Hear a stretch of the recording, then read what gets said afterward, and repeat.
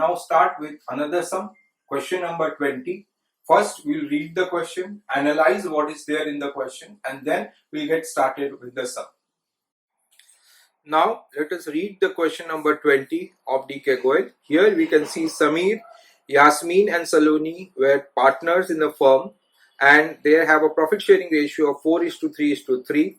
On 31st/3/2016, the balance sheet was as follows. You can see the liability side and the asset side. And the asset side starts with a cash amount of 80,000. There is a debtor of 90,000. It is a provision of 10,000. So the amount is 80,000. Stock is 1 lakh, machinery 3 lakh, building 2 lakh, patent 60,000, profit and loss account, which is the accumulated loss of 50,000, which gives a total of 8,70,000. Now, if you basically go to the liability side, you start with the creditors of 1,10,000. There is a general reserve of 60,000. Capitals of Samir, Yasin and Saloni are given as 3 lakh, 2,50,000 and 1,50,000 respectively, which gives you 7 lakh. As a result, the total tallies at 8,70,000. Now, on the above date, that is on 31st/3/2016, Samir has retired and it is agreed that debtors of 4,000 will be written off as bad debts and a provision of 5% on debtors for bad and doubtful debts will be maintained. Here it is very important to understand that this word bad and doubtful debt should be replaced by doubtful debts, because bad debts have already become bad and doubtful are they may be received or may not be received in future. So therefore this entry is a very important entry. First and foremost, you can see there is a bad debt of 4,000 and there is a creation of 5% on the remaining amount. Always the bad debt is provision for doubtful debt is created on the remaining debtors. And if you can see over here, 90,000 was there. On from that, 4,000 will be subtracted, and from 86,000 we'll calculate that. We'll see it as we solve the sum. An unrecorded creditor of 20,000 will be recorded. That means there is an increase in the value of creditors.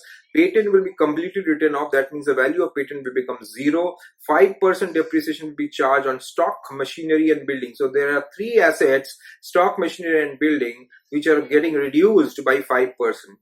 Yasmin and Saloni will share future profit in the ratio of 3:2, and goodwill of the firm is valued at 5,40,000, and they have asked us to pass the journal entries. This is a CBSE adapted question which had come, so we will pass the journal entries and we will see how the sum will be solved. After reading the question, we have come to know that there are 3 partners in this question, and the partners are Samir, Yasmin and Saloni, who have a profit sharing ratio of 4:3:2, and the first partner Samir retires, and therefore Yasmin and Saloni share the future profits in the ratio of 3:2. Whenever the old ratio and the new ratio both are given, the calculation of gaining ratio becomes very simple using the formula new ratio minus old ratio, and this is required because the goodwill of the firm is given as 5,40,000 and we have to find out the share of the goodwill of the retiring partner and show the entry how it will be given to the retiring partner. Now let us first calculate the gaining ratio. So gaining ratio is new profit sharing ratio minus old profit sharing ratio, and we will find it first for Yasmin. Please see very carefully, the new ratio is 3/5 and the old ratio was 3/10, and therefore the LCM will be 10 over here. 6 minus 3 gives us 3/10. That is for Yasmin. Next one we have over here Saloni, who is the next partner who is continuing, and his ratio is 2/5. The old ratio was 3/10, and if you see over here, 4 minus 3 gives us 1/10. Therefore, the gaining ratio is coming to 3:1. Now, the next piece of information which is given in the question is the goodwill of the firm. Okay, goodwill of the firm is given to us as 5,40,000. So if the goodwill of the firm is 5,40,000, what will be Samir's share of goodwill? Very simple calculation. 5,40,000 into 4/10. If you cancel this, we get 2,16,000. Now this will be divided in the ratio of 3:1. Okay, again 2,16,000 divided by 4 gives us 54,000. and multiply 54,000 with 3, you get a figure of 1,62,000. So 1,62,000. So this is the first journal entry, which is the treatment of goodwill, which we will do. But before that, let us see another thing. The first adjustment which is being given in this question is about the debtors. And if you see the question very carefully, the value of debtors is actually given to you as 90,000. And the question has said that there is a further bad debt of 4,000 and a provision of 5% is to be maintained on the debtors. So for that, we need to understand this calculation very carefully. The amount of debtors was there 90,000. From that we need to subtract 4,000. So we get a figure of 86,000 and we find out 5% of 86,000, which is 4,300. Okay, so this is basically one thing which has to be understood very carefully. 4,000 is the bad debt and 4,300 is a new provision which is created. But in the book already we have 10,000 which is given to us. Already we have 10,000 which is given to us. Please understand very carefully. From this 10,000 we need to subtract 4,300 which is now being calculated. So we'll get 5,700. Out of this 5,700, 4,000 is the bad debt and 1,700 will be the revaluation. And 1,700 will be the revaluation. This is the most important part of this question, question number 20 of the D.K. Goyal book, new edition. Please understand this. There's the first adjustment which is being given over there, and it has been clearly stated that there is a further bad debt of 4,000 and a provision of 5% is to be maintained on. And you know, whenever there is a bad debt, we first subtract that amount from debtors and then we calculate the provision. So here the provision is coming to 4,300. In the old case, already 10,000 is there. So from there we have subtracted 4,300. 5,700 should be the new provision, which includes the obviously the bad debts. Therefore, 1,700 will be posted to the revaluation account. That will do when we do the journal entry. We'll make that point clear. But let us first concentrate on the journal entry for the goodwill, and then we'll move on to the internal journal entries and finally whatever the question has asked us to prepare.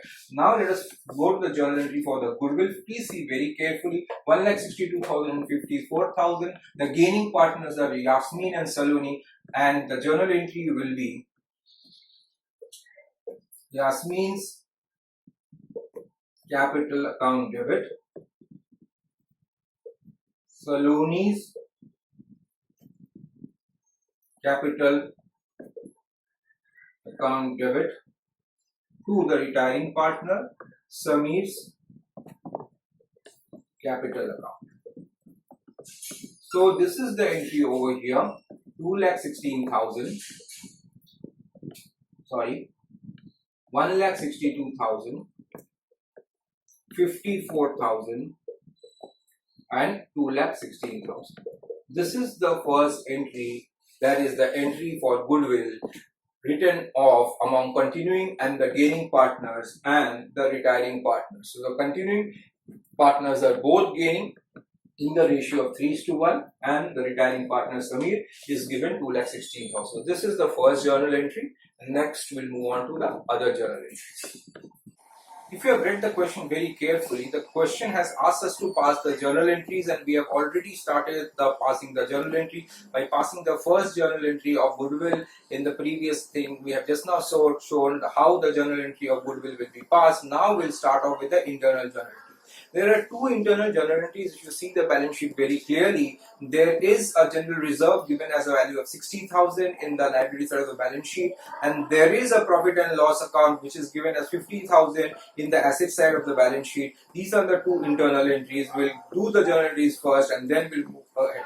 So if you see very carefully in this question, there were three partners with a profit sharing ratio of 4:3:3, and we'll get started with the internal journal entries first and then we'll move on to the others. Okay, so you can see the format is being run over here, and you can see journal date, particulars, ledger folio, debit and credit. First value is the amount of general reserve and the value is 60,000. So we are having the entry general reserve account debit. The value is 60,000 to first partner Samir, capital account, second partner Yasmin, Yasmin's capital account, and third partner to Saloni's capital account. 60,000 will be written in the ratio of 4 is to 3 is to 3, which is the PSR which is given. So if you divide 60,000 by 10, we get over here 6,000 into 3. So the last two partners will have 18,000 apiece. 18,000, 18,000, and the first partner, the retiring partner, will have 24,000. So this is the first journal entry which we have dealt with the general reserve. Now we'll move on to the profit and loss account, which is 50,000, which is there in the asset side if you see the last amount given. So the next entry will be Samir's capital account debit, Yasmin's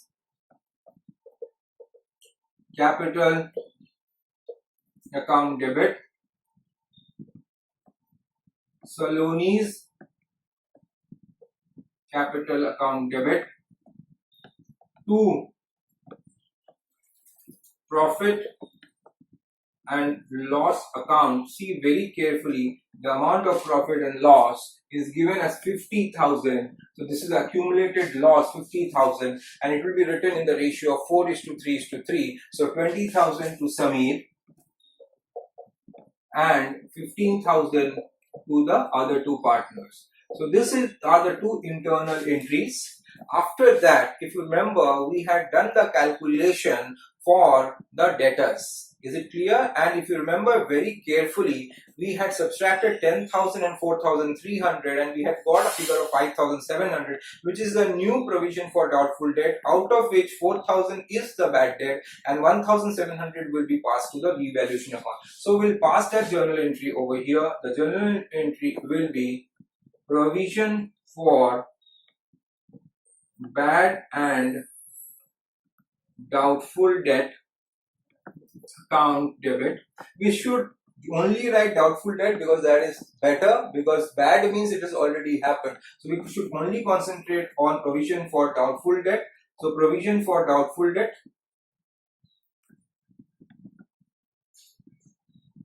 account debit to bad debts. You can see the question is given as a bad debt of how much? 4,000 to revaluation account. So over here we have 5,700. I've explained to you how we have got this 5,700. This is 4,000 and 1,700 will be passed to the revaluation account, and you can see very carefully it will be on the credit side 1,700. So these are the three entries which I have just now done. There are more journal entries to be done. Wait and watch. Now let us continue with the other journal entries for the revaluation. You can see over here there is a value of creditor which has been increased, and if there is a value of creditors which has been increased, it will be going to the debit side of the revaluation account, and the journal entry which will be passing is revaluation account to creditors. So first entry which we pass over here is revaluation account debit to creditors, and the amount is 20,000, 20,000. Okay. So this is an increase in the value of liability, and it should be going in the debit side of the revaluation account. And if you see very carefully, there is other adjustment which is given, which states that the value of patents have become valueless and stock, machinery and building has all been depreciated by 5%. Is it clear? So taking that calculation in head, we have this valuation of stock as 5,000, and next the valuation of machinery as 15,000, and the building will be 10,000 because everything has been reduced by 5%. So now the value of patent was 60,000, it has become valueless, so it will become 0. So all these things will be entered in the debit side of the revaluation account only. Why? Because there is a reduction in the value of all these assets. Please see over here, there was an increase in value of creditor, therefore it is in the debit side, and now there all the assets are decreasing, so that will also be in the debit side of the revaluation. The next journal entry will be a combined journal entry because the question has said so. So revaluation account debit, what are the things? To patent. So what is the value of that? 60,000. Now the next thing which we have is stock. To stock, what is the value of that? you see very carefully, I just not told you it will be 5,000 stock, and there are other two assets also. The other two assets are machinery and building. Okay, to machinery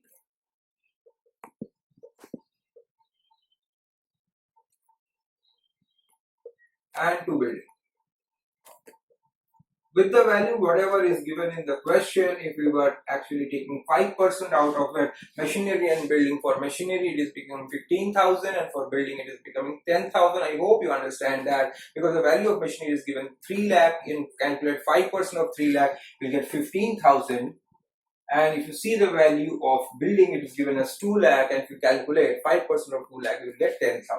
So now you see over here the credit side, that is 60,000 plus 5,000, 65 plus 15, that gives you 80, 80 plus 10 gives you 90,000. So if you see very carefully, we had passed journal entry in which we had talked about the value of debtors, and if you remember, provision for doubtful debts, 2 debtors, 2 revaluation, 1700 was there in the revaluation account in the credit side, and here we are having 1 lakh 10,000 in the debit side, that is 20,000 plus 90,000, 1 lakh 10,000 is in the debit side. So that gives us the information that we have a loss on revaluation of 1 lakh 8,300. Now this loss 1 lakh 8,300 will be distributed among all the partners in their ratio 4:3:3. So 1 lakh 8,300 divided by 10, and then we multiply it by 4. The first partner will get 43,320, and the second and the third partner, repeat, the second and the third partner will get 32,490. Okay, 32,490. 32,490 will be given to the second and the third partner. And who are the second and the third partner in this case? Please see very carefully. The second and third partner is the continuing partners, and they are Yasmin and Saloni. So the last journal entry which will pass over here is Samir's capital account debit. Next we have Yasmin's capital account debit, Saloni's capital account debit, to revaluation. We had calculated the revaluation loss as 1,08,300. I've already told you the calculation how we have got it, and we have divided 1,08,300 in the ratio of 4:3:3. So we had got 43,320 for the first partner, 32,490 for the second and the third partner. So 43,320, and then we have 32,490 and 32,490 for the next two partners. So this concludes sum number 20 of DK Goel, which was a CBSE sum which was given in the exam, and in this case they have only asked us to pass the journal entries which we have done, and they had not asked us to do anything. But please remember, in this question there were two things which had to be calculated. Number one, they had to calculate the goodwill and distribute in the sacrificing ratio, but the most interesting part was there was a new provision for doubtful debt. And if you remember the journal entry which we have already passed, provision for doubtful debts account debit, 2 debtors, 2 revaluation account. Here I have mentioned that please don't use the word provision for bad debts. Always use the provision for doubtful debts, because if the debt is bad, it is irrecoverable and it cannot be recovered. Is it clear? So therefore this concludes sum number 20. I'll be coming with sum number 22 very soon.